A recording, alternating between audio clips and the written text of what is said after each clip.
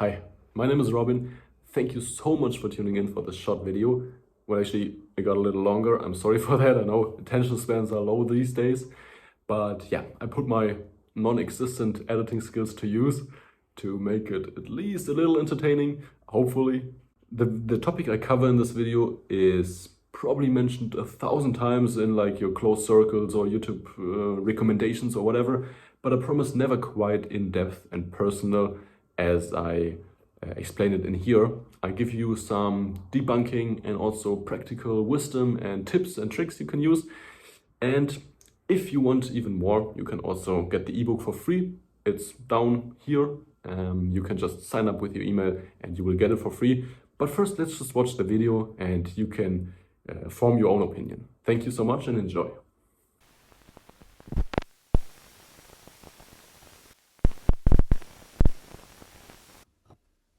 The average American is obese, divorced, unhappy, and broke.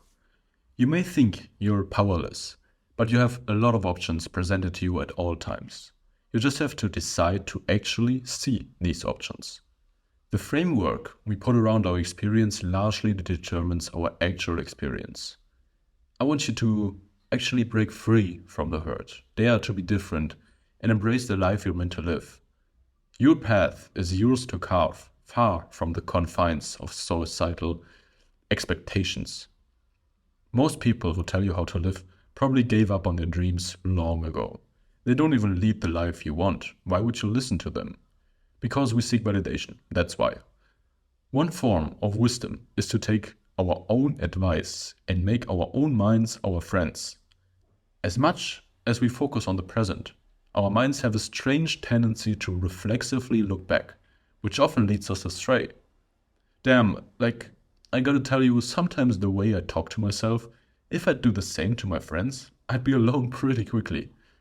It's a thin path we walk between being very self-critical, but also praising ourselves from time to time.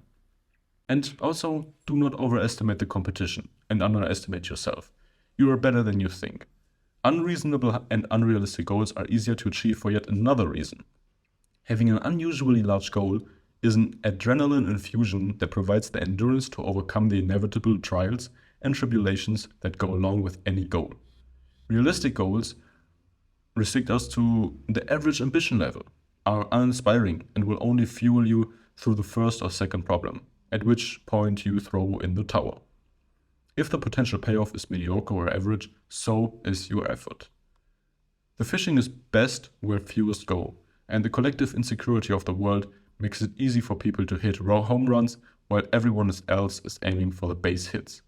There's just less competition for bigger goals. I have never come back from any holiday feeling relaxed, refreshed, and revigorated to get back into work. I come back with the taste of freedom still fresh in my mouth, a renewed hatred for work, and a strong suspicion that this is not what I should be spending my life doing. These words echo the sentiments of many who find themselves questioning if the path they're on is truly theirs to walk. It's a realization that what's comfortable isn't always what's right, and I'm glad that I had it earlier in life rather than too late.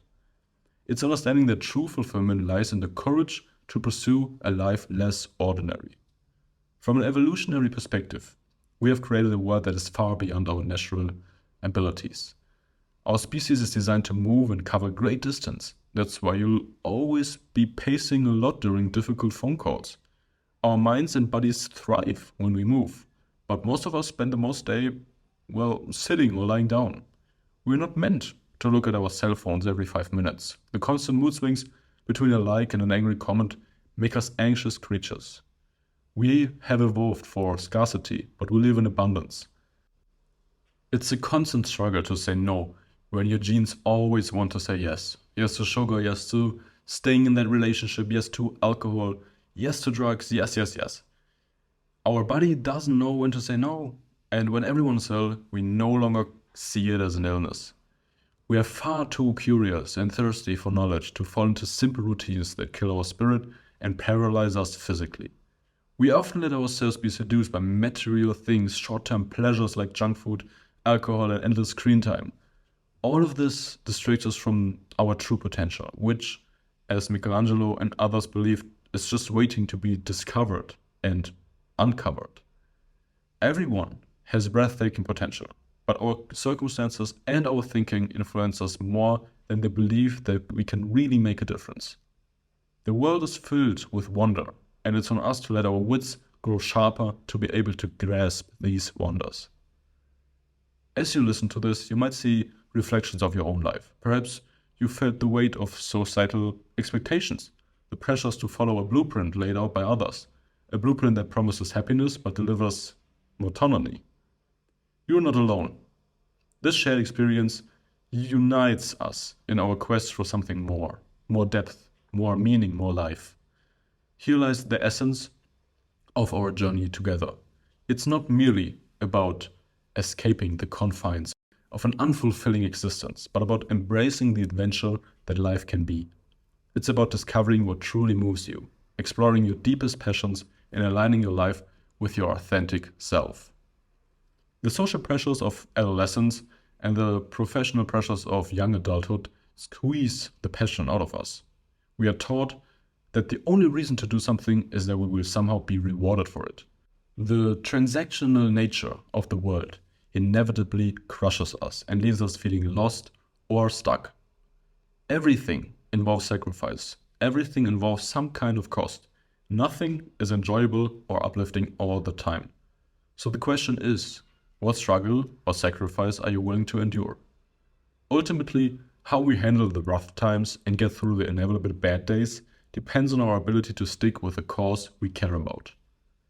Blindly following your desires makes you a slave to your impulses, a slave to the assumptions of those around you, the advertisements you're exposed to, and the confused chemical signals of your body. If we don't pause and ask ourselves what we want, we will spend our days focused on unhealthy aims defined for us by others.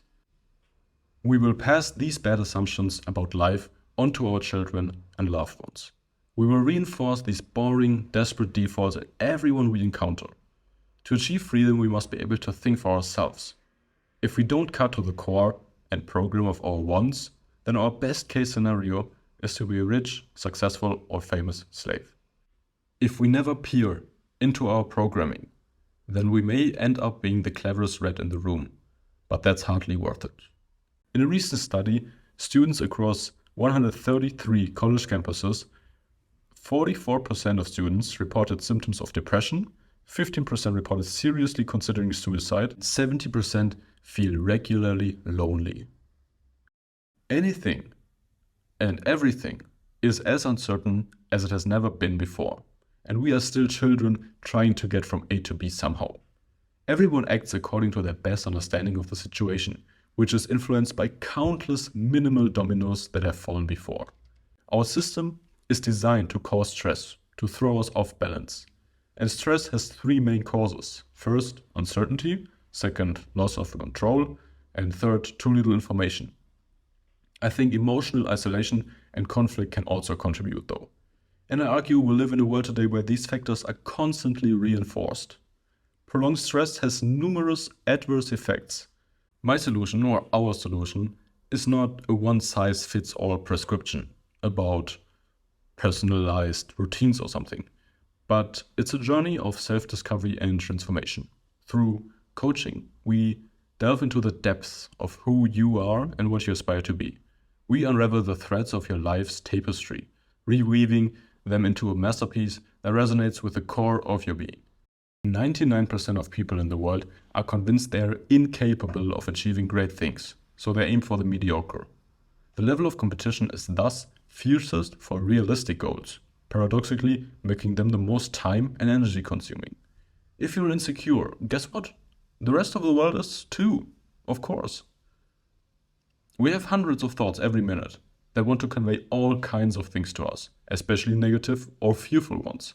So it's important to calm the whole system down a little in order to be able to find happiness in the moment. The most important commitments you make are to yourself, in the silent contract with your soul.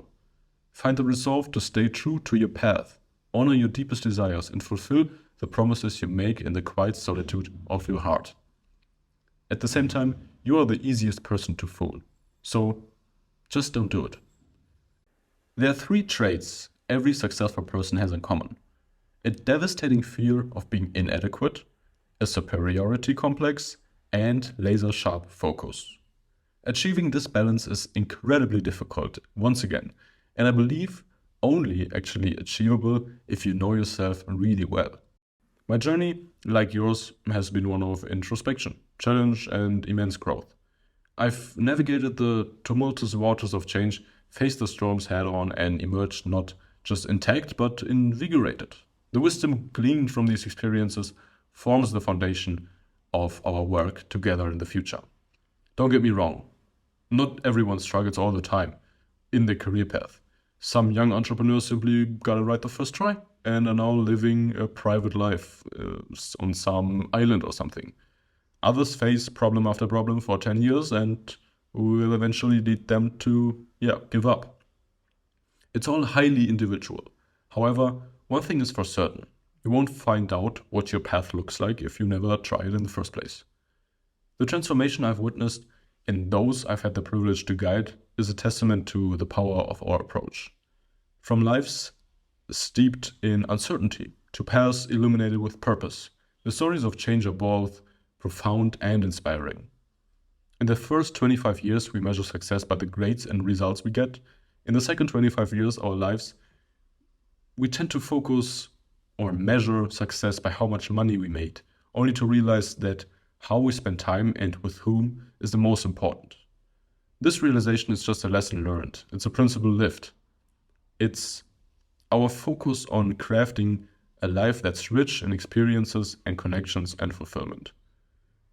I want to be by your side as you go through the transformational process. The focus is clearly on you, on unearthing your passions, understanding your fears, and guiding you toward a life that not only looks good on paper, but feels deeply satisfying in your heart. This process is about uncovering the essence of what it means to be fully present, to live a fully concept that might seem like a distant dream right now, but is as close as your next decision. Since the most important commitments you make are to yourself, and you, again, are the easiest person to fool, reflecting on this, our path together is designed to make those commitments not just a matter of thought, but of action. It's about aligning your daily habits with your deepest values, turning the ordinary into a living, breathing masterpiece of your own creation. Remember, discipline is not about punishment or restriction, it's about loving yourself enough to make choices that reflect your highest aspirations.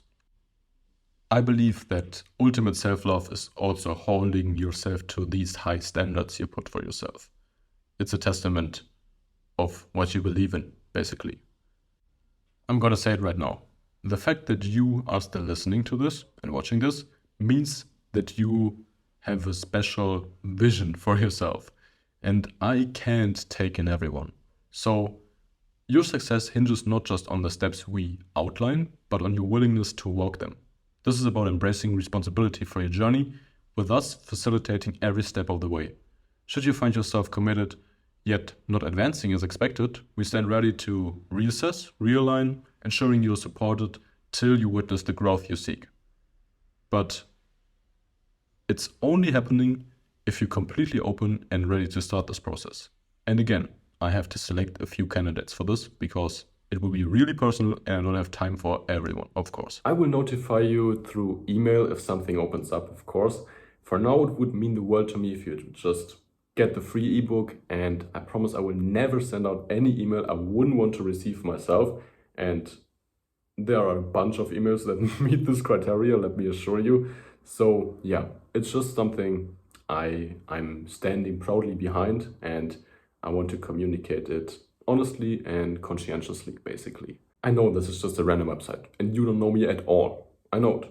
I'm here to basically capture emails, to get attention, and to have people stay on my side. Yeah, but the thing that differentiates me is I do it honestly, authentically, and I really want to give back to the world. Because the stuff I learned in the past years, I see it help so many people in my close circle that I just want to widen that center of influence I can possibly have, you know? So you got your group of people and that's no problem. But I just want you to view me as someone you can turn to on your worst days. If your life is in turmoil, just think of me. I want you to think of me, as well as your family and friends, of course, okay? So I'm here for you, and I want to know you that your well-being is of immense importance to me because our future depends on it, okay? If we are all doing terrible stuff is going to happen. And the way it looks right now is not looking too fruitful for the future, okay? One thing is for certain. At the end of your life, people are going to come to your funeral and they're gonna dwell in memories, and it's about the positive impact you had on your people. No one cares about your CV or the grades you got in school or the job you had or the income you made. It's really about the close circle you form, the connections with the people that love you and you love back. That is what matters, because the only person with complete context of your life dies on that day, and people will return to their usual days, their usual routines. They will worry about the likes on the picture they got and all the kind of stuff. So what are you doing this for? Is it for recognition? Because then, sorry to tell you, but that's the wrong way to approach life. And I just want to show you basically how you can get more out of it, whatever more looks like to you, okay? It's a reminder of the heavy weight we place on our shoulders, and that it's not always for the right reasons. Thank you so much for watching. I hope you enjoy your day, and let me know how you like the ebook, of course.